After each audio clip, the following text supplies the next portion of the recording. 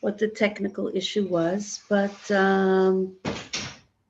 we're here now and together. And I started to say to you before that, first of all, I'm asking that this lesson be in merit of my daughter, who right now isn't feeling well, is in the hospital.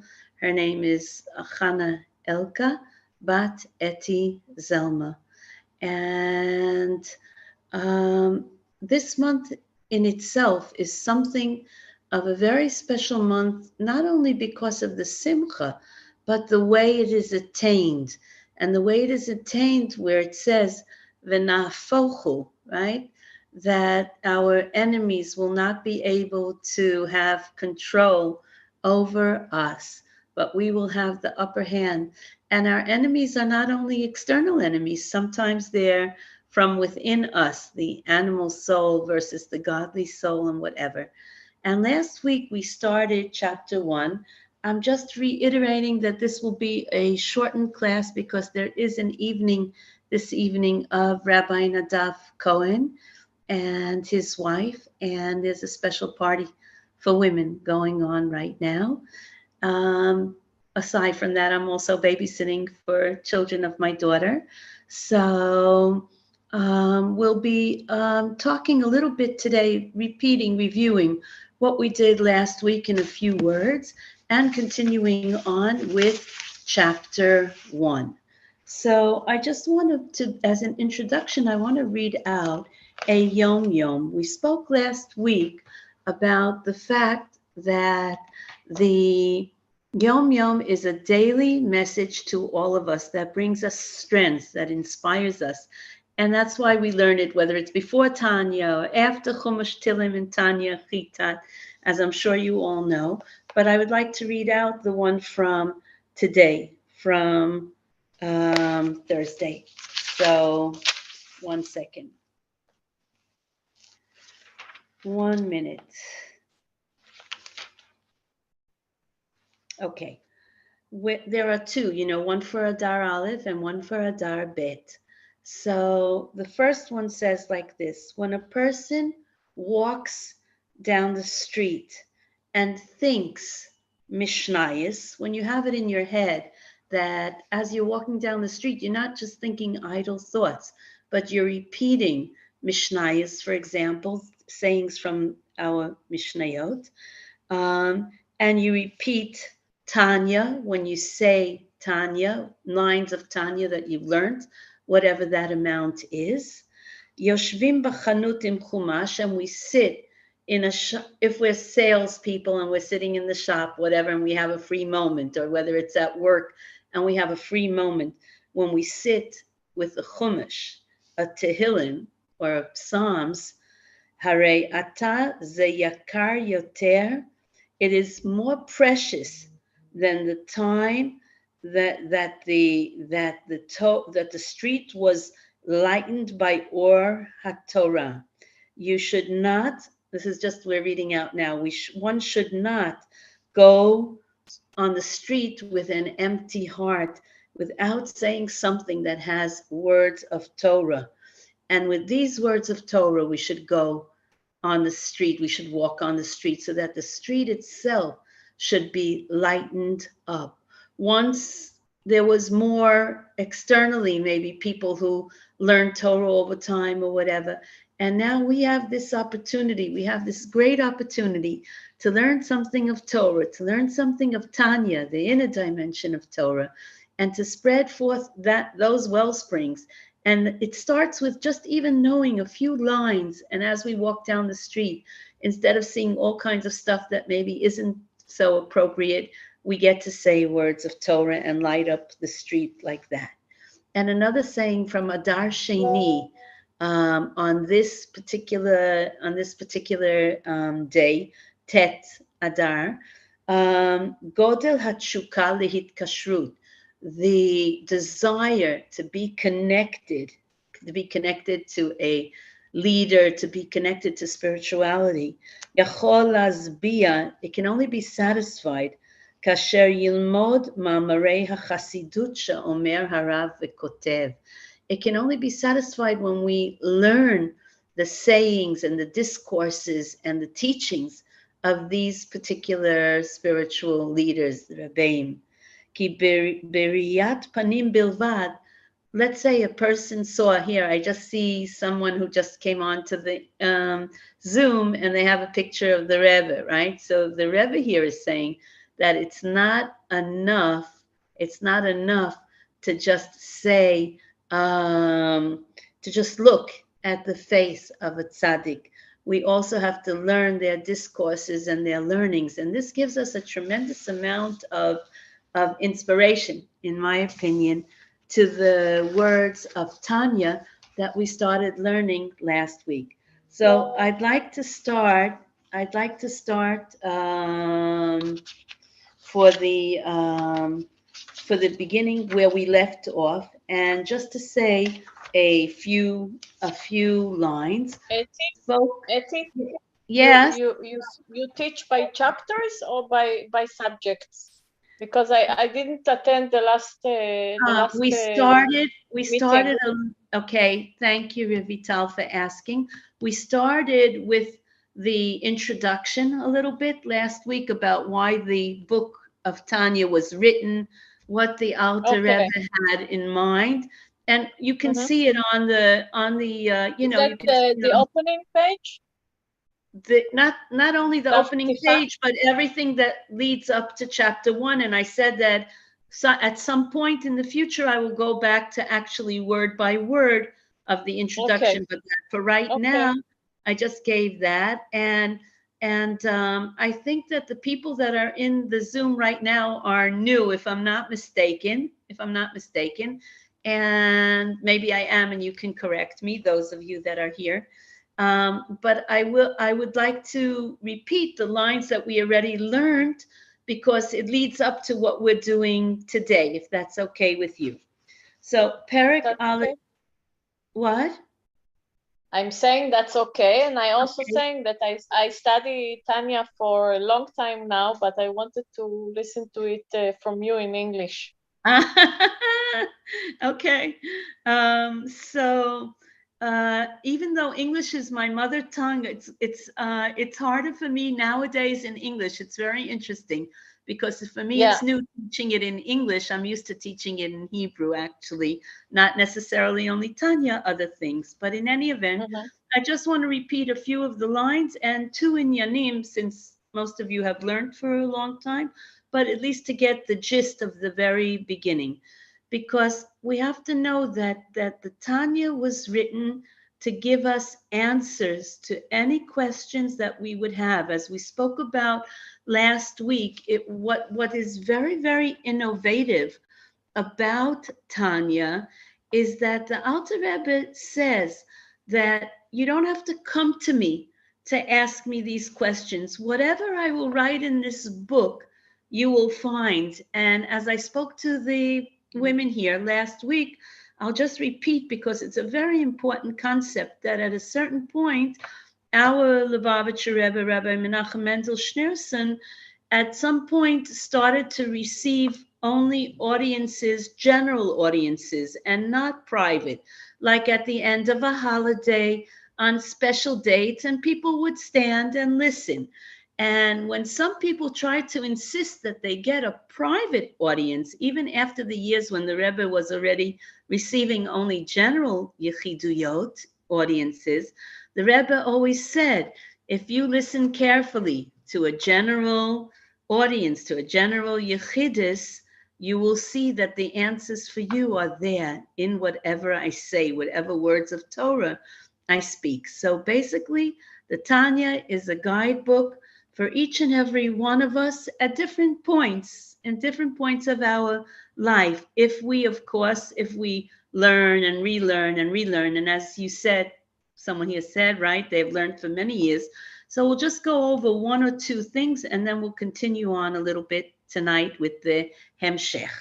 So at the beginning of Tanya, one of the most amazing things that we spoke about last week is that there isn't Shalom Mino, Erev Tov.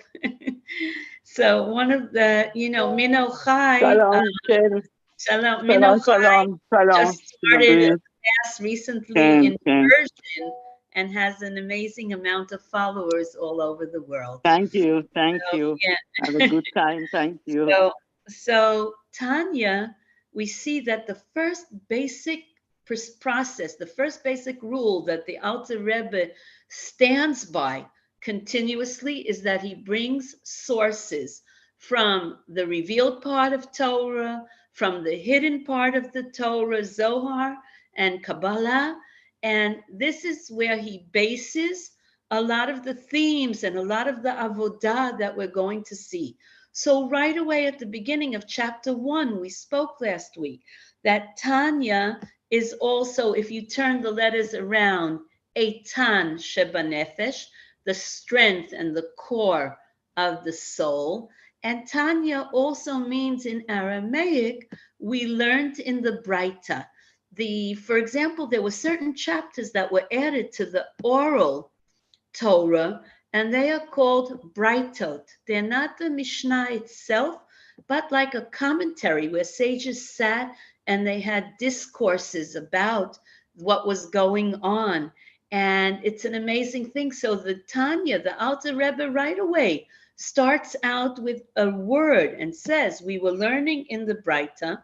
And where were we learning it from? From a Gemara in Masechet Nida. And what were we learning? That before the soul descends into the body, we spoke a tiny bit about it last week. Before the soul descends into the body, the soul is sworn in, because it's going to be a very difficult and challenging descent. So the godly soul is sworn in and told, Tehei tzadik ve'al tehi rasha. Now, we didn't speak at length, but I do want to, since we're going to get to the 5 divisions today of situations that exist in worshiping Hashem and the people that worship Hashem, we have to differentiate between the type of concept that we use as a tzadik. For example, we see a child on the street, right, doing something good, and we say, Oy, eze tzadik ata, what a tzadik you are. Or somebody did something that wasn't nice, and we say about that person, oof, eze rasha, what an evil person that is. That's one type of using a concept, but it's not the concept, the true essence that we're going to meet up with today in the definitions of what is a tzaddik, what is a rasha, and what is a benoni. And that's why I wrote that as the title. So I just want to go back again and just say that what are we swearing in the neshama? That even though it's going to meet up with so many challenges, the godly soul is going to meet up basically, first of all, the animal soul that is coexisting with it, that it's given kochot, it's given tremendous strengths beforehand to be able to function. And where is it given these strengths to function? Here in this world. Because we spoke a little bit about, but I will elaborate a little bit now together with you. A lot of times there are people, and we spoke about this, when they do tshuva, or people who have, they're arisen to spirituality, and they have this tremendous thirst. And a lot of times it brings them to places where they forget that the Torah was meant to be kept in this world, as the Rebbe always says, mitachat lasarat tfachim, with a measurement below, and the godliness will be revealed in this place, that there isn't any lower than this place here in this world. Those are the kochot that we are given, and those are the kochot that we can use besimcha to worship Hashem. We just have to tap into those sources. So the Tanya starts out already from the beginning and says, you know what? There are 2 definitions to this word, mashbi'im oto tehei tzadik ve'al te'eh rasha. And the first definition is, like we said, he's sworn in before he descends, the godly soul. But the second definition is masbi'im oto, plentiness and fullness. The neshama is given so much koach in order to be able to exist in this here on body in this world. And if you remember, I mentioned those of you who listened or those of you who didn't have a chance, I mentioned this whole issue because the last chapters of Tanya that we were learning a few weeks back was how to deal with sadness and the different shitot, the different systems and ways to deal with that so that we should be able to worship Hashem with simcha. But basically speaking, what it boils down to, and that I'm going to say now, is that it's free choice. Our choice every single moment. You can tell me if I told you this story about with my daughter and the baby that she had. I don't remember if I told you. Please correct me if I did. If not, I will tell you this story of what it means to have free choice. I know that I told it in the Yud Shvat Farbrengen. Can you tell me if you've already heard it or not? Can you open up your mics a second? Because I don't want to waste time saying it again if it isn't so important. So tell me if I told you this story already, okay? In the shir last week. When we talk about free choice, bchira chofshit, and what does it mean when the soul is sworn in to tzadik v'al rasha? Wait a minute, do we have a choice or don't? If the person is born a tzadik or if the person is born a rasha, so we could say we don't have a choice. But what HaKadosh Baruch Hu comes and tells us is that you are given kochot, and you are given kochot to make that choice. So can somebody just open up their mic and tell me if they heard this story that I told about my daughter already? Nobody is here with me? Okay.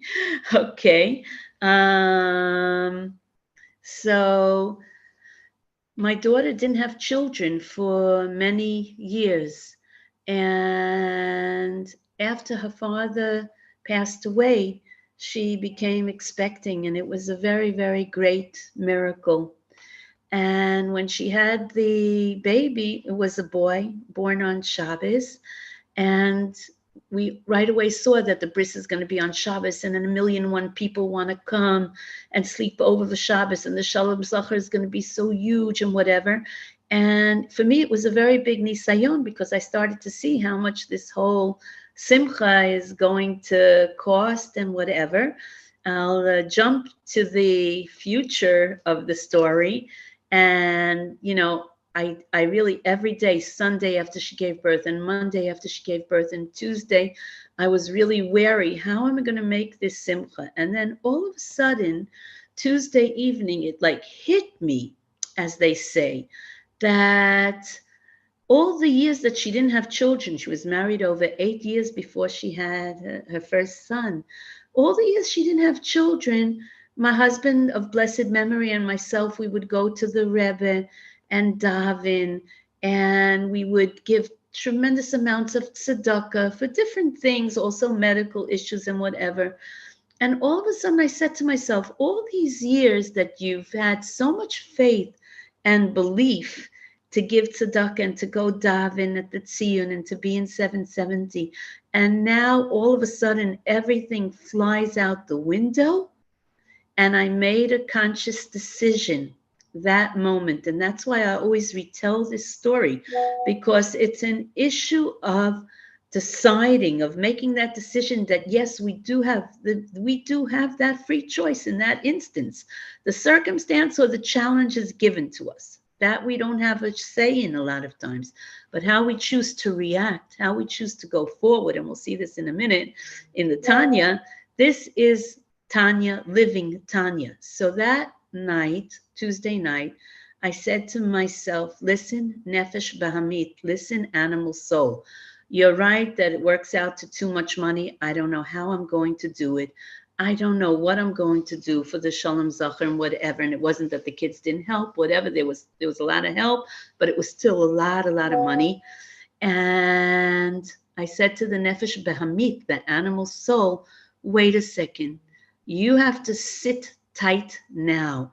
And we'll see in a moment what it means that the nefesh bahamit has to be kafuf, has to be batal, nullified in front of the godly soul. But I told my nefesh bahamit, I spoke to it and I said, you sit quietly now and you wait. After the Brit is over, you can come and bug me again and you can bother me as much as you want. But now you sit and stay quiet, because the godly soul wants to be happy, and I want to be happy at this Brit, at this beautiful mitzvah that connects us to HaKadosh Baruch Hu. And that's what my decision was Tuesday night. And I wake up Wednesday morning, and you're not going to believe this. As I always retell it, sometimes I myself find it hard to believe how exact Hasidus is, how exact HaKadosh Baruch Hu is, and how exact Torah is. If only we had more often godly eyes and not only human eyes or feelings. And the next morning, I went to the post box. And what do you think it was? I live in a village where there are post boxes, okay? No, nothing other than that. No mail to the house. So I go to the post box, and what do you think was there? A year before, when my husband had passed away, there was a tiny little, what's called a kupat gemel, like a savings account for like 3,000 shekel, whatever. And every time I sent in forms to try and get the money, redeem the money that was there was always a baya. There was always a problem. You didn't send us the original form. You didn't send the proper form. You didn't send the right form, sent it us again in double copy.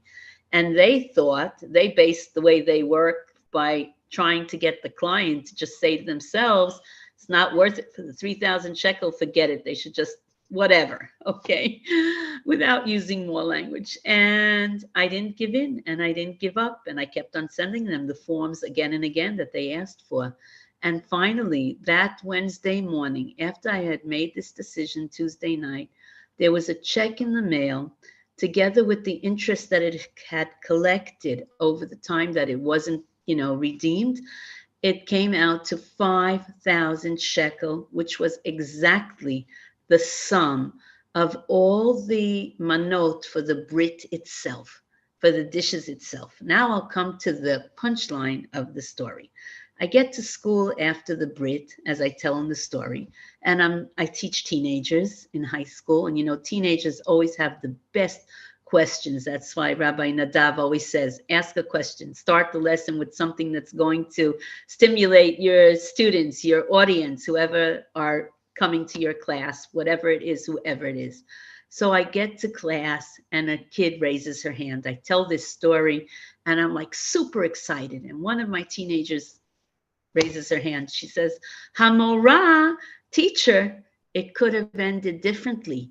And what would you have said if you had gone to the post box and there wasn't that check to cover the expense of the Brit? So I answered her. I said to her, you know what? Every day, especially since I lost my spouse over 15, this year will be 16 years in Sivan. But even beforehand, every day we have a choice between Igra Rama, a high mountaintop, or Bira Amikta, a low pit. And we make that choice because we have a godly soul and we have an animal soul. And we make the choice who's going to reign now. REIGN, of course, to all our English speakers. Who is going to reign now? Am I going to let this animal soul get away with making me depressed and not knowing that I can achieve such high goals? Or I'm going to listen to the godly soul and I'm going to say to the Neshama Elokit, Eze Yofi, you're giving me such a great inspiration with this matana, with this gift that you sent me. It's an inspiration to worship you, Hashem, even more besimcha than I did before. So now I'll go on. Mashbiim oto, we said from last week, Te'et tzadik v'al te'et rasha. And the Alter Rebbe asks, his first question that we spoke about was make a decision. Is he a tzadik? Or if he's a tzadik, then he's not going to be a rasha.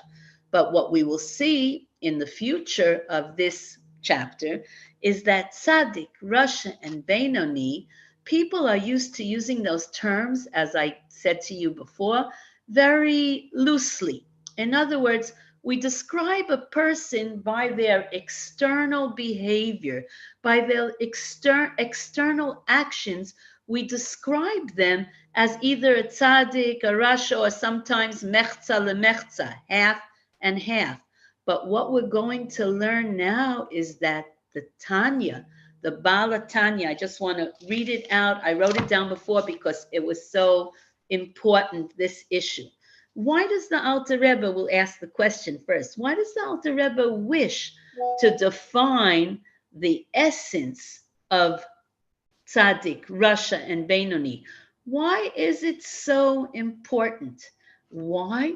Because the first chapter is trying to define things not according to external appearances, which is how we usually define people or actions. No, the first point and step of Hasidus is to stop measuring things externally. And that's why the Alter Rebbe wants to give us such a long definition, which we're getting to now, to get a definition what it means in the essence, a tzaddik, a rasha, and a benoni. Not only to correct the external details, as we spoke about, not to say that a tzaddik is someone who mostly does mitzvahs and then he'll be called a tzaddik, but if he mostly does averis, then he'll be called a rasha. And if he's a benoni, then he'll be half and half. No, the point should be about what is the essence of each of these people. And for this, to this extent, we have 5 divisions of situations, and we'll get to them now. If anybody wants to comment till now, they're more than welcome, and I'm always open to listening. If there's something that you want to say, it's perfectly okay. So we remember that we said that originally, if the whole world, in other words, it says if the whole world tells you you're a tzaddik, okay, but you should still see yourself as a rasha. And then we said, but if a person will see themselves as evil, then yera levavo, his heart will be, depressed and sad. And so it can't mean that when it says that. And on the other hand, if you think that you have nothing the matter with you, then you might get to kalut. Kalut means, like a lightheaded, but lightheaded in the sense of like, very careless in how we worship Hashem. So it's got to mean something else. So now let's see how Baal HaTanya, how the Alter Rebbe defines these 5 situations. And so the Tanya says like this: tzadik v'tovlo, tzadik gamur. A righteous person, a tzaddik, okay, that feels good, shetovlo, it's good for him.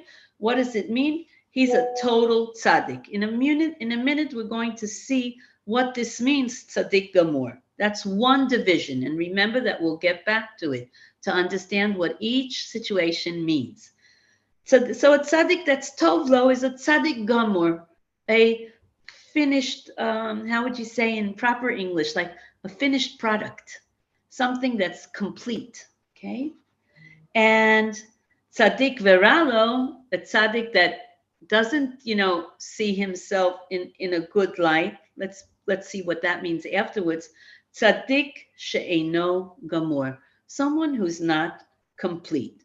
So the simple meaning of tzaddik v'tovlo is that there's a tzaddik who's very, very satisfied and happy in this world, but in Gashmius, he might have it bad. So that might be called tzaddik ve'ralo. In other words, tzaddik v'tovlo, he feels really complete in this world. And that would be the pashata, the simple meaning. And in the rasha, it would be the same, rasha, right? Shera begashmius v'chen berasha. In other words, a rasha v'tovlo, someone who's evil but feels himself complete in this world, or a rasha who's ralo, that it isn't good for him and something is missing. Self, but that's just a simple way of transliterating the words. But self, mashma, it seems to be that the division was not meant to show us begashmius materially what the situation of each human being is, okay? She'im ken, these are not different types. It's just a different way of describing the same person. One has a lot of materialism, the other one doesn't. I mean, what does that mean? What does that mean?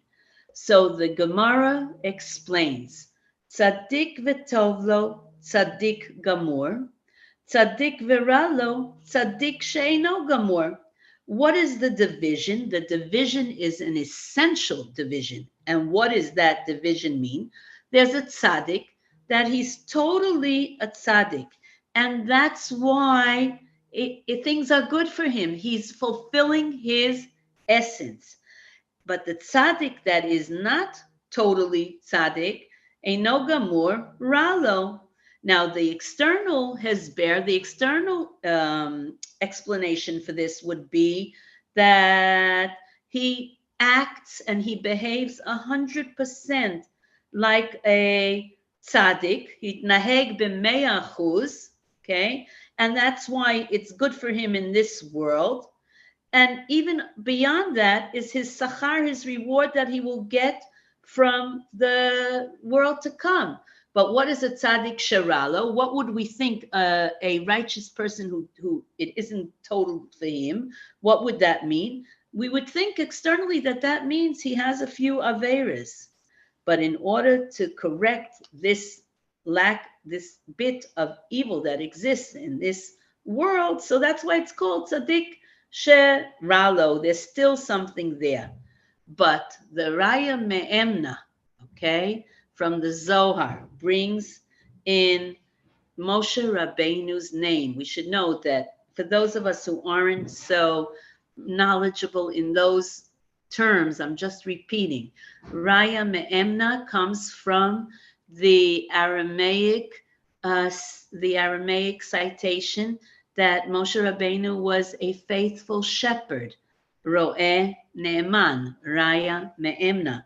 So Raya Me'emna brings down here the Balatanya. Remember how we spoke before at length that the Alter Rebbe would bring us all citations to fortify whatever he was saying and to give meaning to whatever he was saying. So the Alter Rebbe here says, Uberaya Me'emna, he's going to bring something down from the Zohar in Moshe Rabbeinu's name.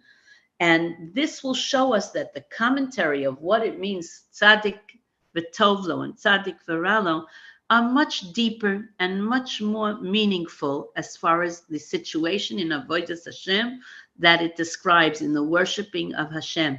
And let me know if there are any terminologies that I say, whether in Hebrew or Aramaic, and I forget to translate for you. So please let me know and stop me.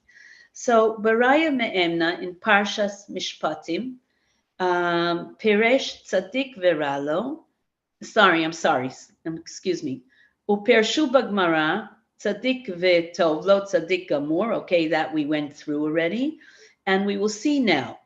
In Raya Me'emna, in Parshas Mishpatim, the Tzadik Veralo, what does it mean? Shehara Shebo Kafuf Latov. Remember that we said before that there's a situation when we choose, right? When we say that the animal soul is kafuf to the godly soul, it has to listen and it's overruled by the godly soul. So here the Alter Rebbe is saying like this, that in a tzaddik veralo, what does it mean? There is some trace of ra there, of evil or not good, whatever you want to use, whichever term, but it's kafuf latov. It doesn't have its own koach. It doesn't have its own strength. It can only do what the godly soul is going to tell it to do. It's bent under. It's overruled. I'm trying to look for a term that's even better than overruled, but what I'm trying to say is that it's kafuf. It's not its own essence. It's not its own koach. And the godly soul is what is going to reign in the tzaddik. So the ra that he has, this little trace of evil that he has, it's kafuf, it's bent under the good. Benigud la perusha pishut, which is very different than the simple commentary, the simple explanation that we gave, that the tzaddik has some evil, means that he has some averot. No, the Raya Me'emna gives a different pirush, a different commentary, a different definition. And his definition is that it's a more essential definition. What do we mean, malhut, the essence of the tzaddik? That be'emet he's a tzaddik according to Torah and according to all the criteria of Torah. He's a tzaddik. He's be'emet a tzaddik. And there is some mixed into, like traces of evil or bad or whatever term you wish to use. Ela Torah, though, that bad is nullified in front of the good. Kafuf ubatel latov. It has no strength. It has no power. It has no say over the good. It exists. We can't deny its existence, but it has, in the tzaddik, it has absolutely zero power to do anything because it's kafuf and batel, nullified in front of the good, in front of the tzaddik and his righteous ways. And I want to explain here, even though we'll get to it at a much later point, that each of us has moments.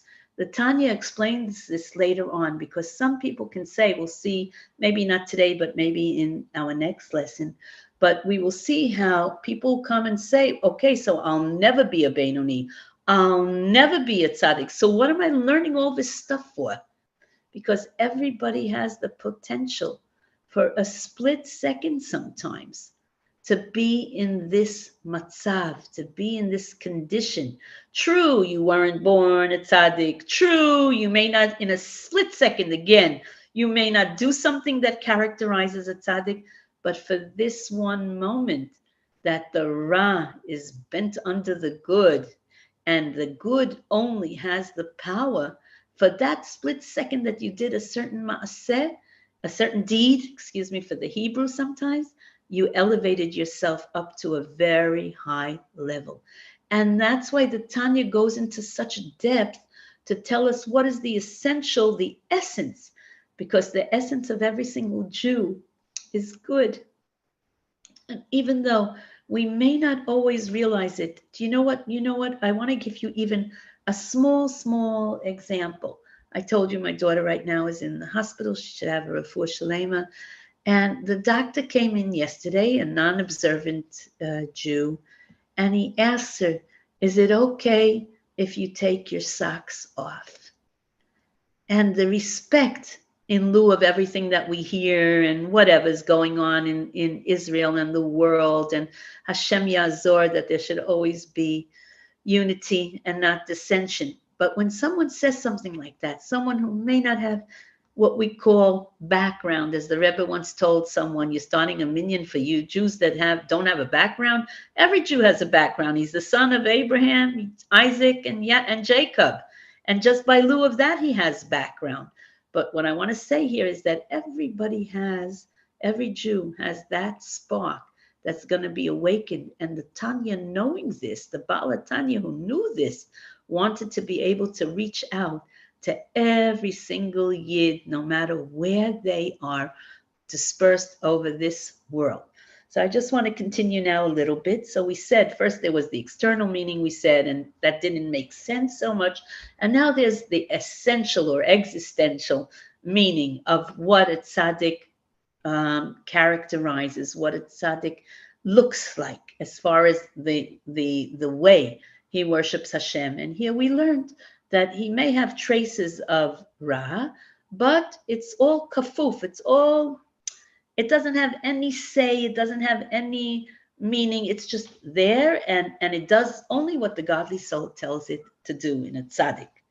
So that's one thing. Like we said, he's a tzaddik be'emet. He's truly a tzaddik, and there's a little bit of evil mixed into there, but it doesn't have any reign over him. Doesn't have any reign. Even if he had a machshava, even if he had anything, the tzaddik does not have any averot of any kind because he's a tzaddik. and in his essence, he's a tzaddik. In his nefesh, en metziuto mamashit. There's no actual essence of ra. Only that which has become bent in and overruled by the good. ומכאן שוב התוויית הכיוון לקראתו חותר התניא. And this is where Baal HaTanya, the Alter Rebbe, is trying to go.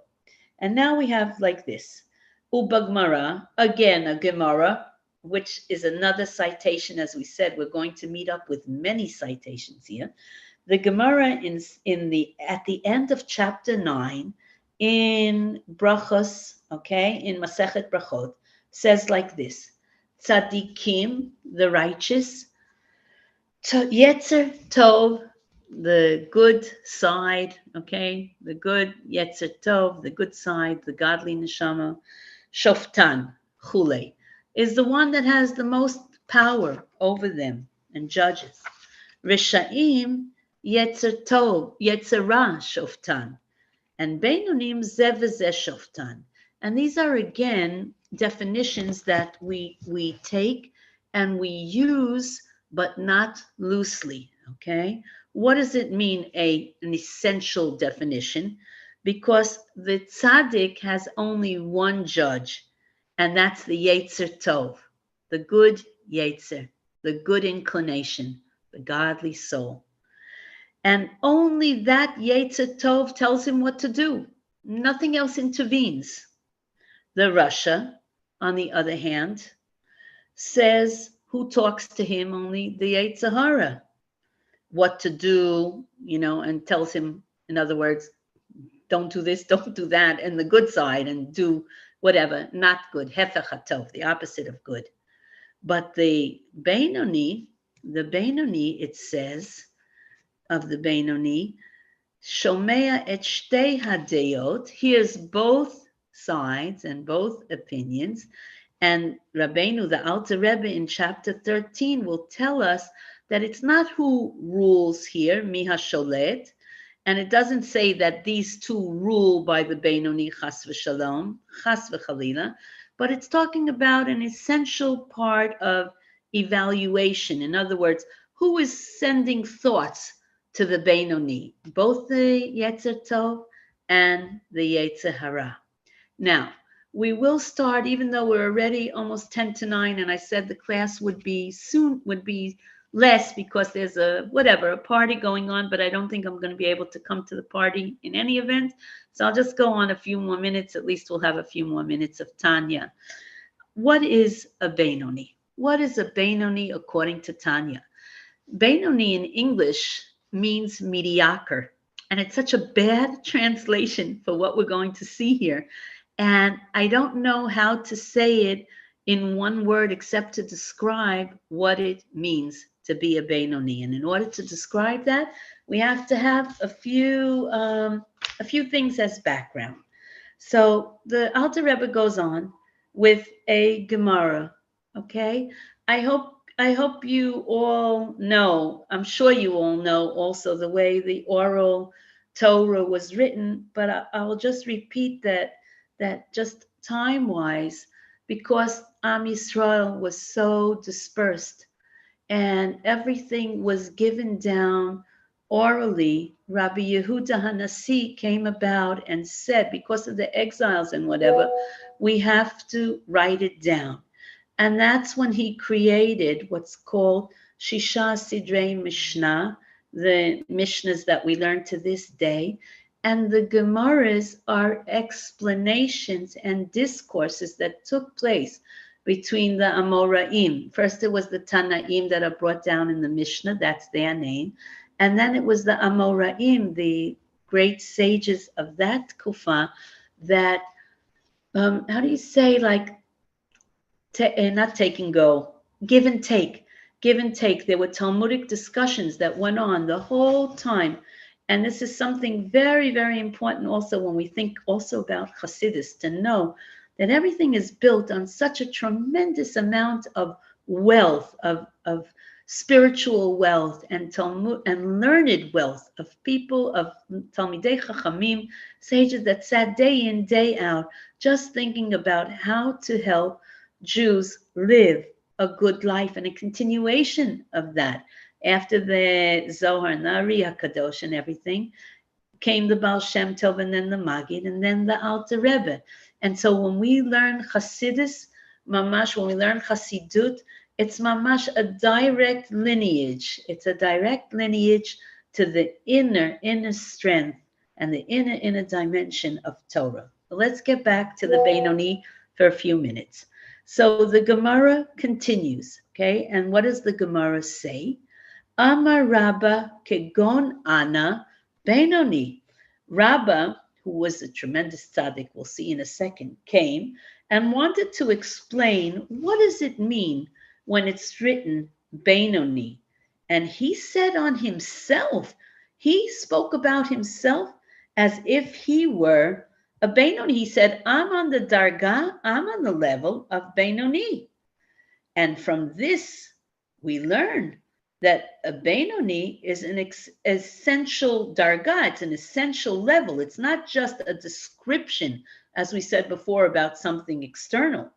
When he said this, Abaya came, who was a different sage, and said, oh my goodness, this can't be. Lo shvik mar chaye lechol bria.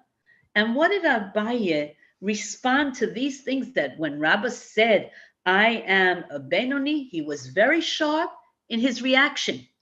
And he said, you, Rabba, Mar Rabba, in saying this, that he was a benoni, doesn't leave any room for anybody else to be alive. And these things cannot be bichlal understood the way he said them, that he was a benoni. Why? In order to understand this declaration and this sharpness that Abaya answered Rabba, you leave no place for anybody to live if you're to be alive, if you're only a benoni, if you're a benoni, okay? So let's see what it means. There are two explanations. One is that if Rabba, who was known to be a tzaddik, the greatest tzaddik, a tzadik gadol bedoro, the greatest tzaddik in his generation, Eino ela benoni is only a benoni, nimtza, we would see, it seems, that all the rest of the world are rashaim, are evil. Because we said there's tzaddikim, there's rashaim, and then there's benoni. And if you're a benoni and you're supposed to have from both sides, whatever, if Rabba is saying that he's only a benoni, so then where does that leave the rest of us, okay? And so he said, when Abaya was answering, he said, that's why he said, because why did he say that? Because Rishaim, in the Torah, it says Rishaim kruyim meitim, okay? And the evil, when they're alive, it's as if they're dead because they're not doing anything to improve whatever the world. So in their avodas Hashem. So that's why he said, you leave no room for us. If you're a benoni, and we thought you were a great tzaddik, then what does that make us? It makes us all chas v'chalila, rishaim. And if so, rishaim kruyim meitim b'chayihem, they're called dead while they're still alive. So that's that you leave no room for anybody else to survive, to exist. The second explanation for what he answered back to Rabba, me'achar ve'Rabba, since Rabba was known to be the most righteous person of his generation, and a tzaddik is yesod olam, is the foundation of the world, that the whole world is standing on, okay? Harei imhu rak benoni, if he's only a benoni, and we looked at him as the greatest tzaddik, and tzaddik shehaolam yitkayem b'schuto. If that's the way it is, there is no tzaddik that in his merit can survive if he sees himself only as a benoni, and there won't be any existence to the world. Nimtza shehaolam kulo lo yosif litkayem, and there won't be any existence to the world. Aval haperush hapashut hu kanal. That's only the simple version of this definition when he came and said, Ana benoni. And in our next lesson, not today, in our next lesson, we'll learn more in depth what it really means to be a benoni. And again, I reiterate that the minute we make a conscious decision to do better, the Abishter, God, helps us, and He allows the godly soul to shine more. And you remember this story that I didn't hear it from Rabbi Nadav, but he tells that story also. But I heard it from somebody else years ago, and it was very, very, very special to me. So I share it now as a ending to our class today, and God willing, we'll continue on next week. They tell this, there are many stories from the different places that I'm not even going to mention the name of. You call these places of impurity in India and in Asia. And it tells the story of someone who had been whatever in a silent fast, whatever, for days, and finally came the day and he was allowed to eat and whatever. But everything that he ate, he became very, very, very, very nauseous, and he didn't know what was going on. And in order to leave this whatever place, I don't even want to mention the name, he had to climb many, many, many steps. And he needed a breath of air. He just decided he needs a breath of air.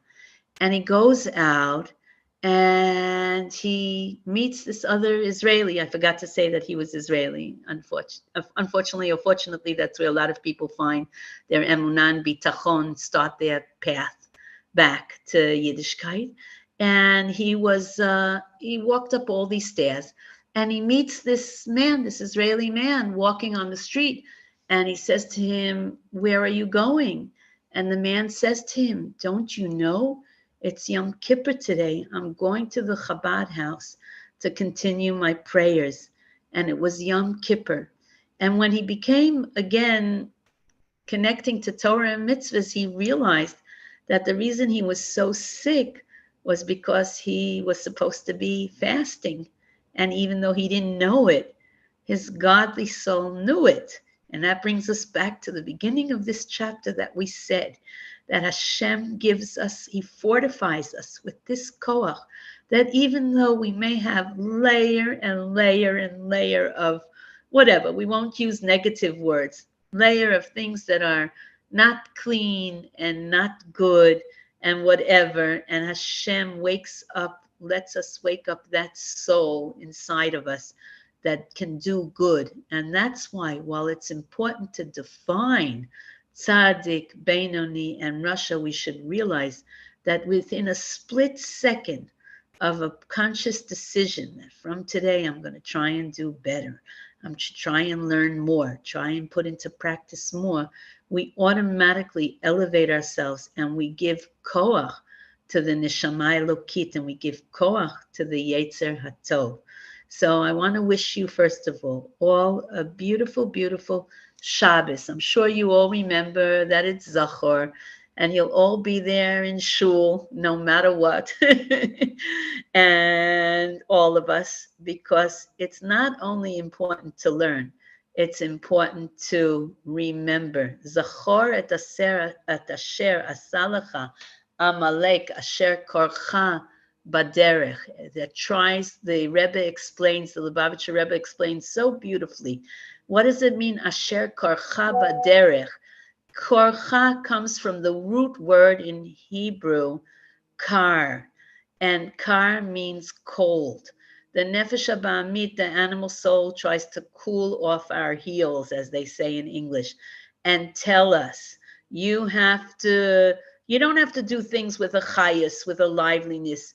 Okay, you want to keep the mitzvah, but just do it mitzvat anashim melumadah. You don't have to put in anything to it. Just keep it okay.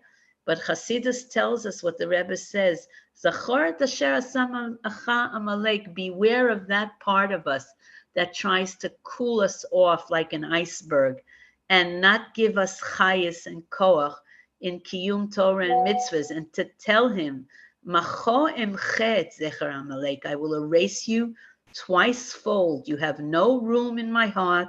You have no room in my soul, because my soul wants to soar, as they say in English, and to keep Torah and mitzvahs besimcha. So I wish you all a beautiful, beautiful Shabbos Zachor, and a beautiful, beautiful Purim.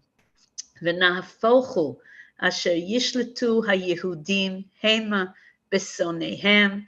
And Mina, who is here, Minno, who is here with us tonight, or at least Yeah, her it name was is my here. pleasure, really my pleasure to And be in so your she's here with lesson. It's us so tonight. wonderful, so And sweet. and it's live when you see someone who actually lived that.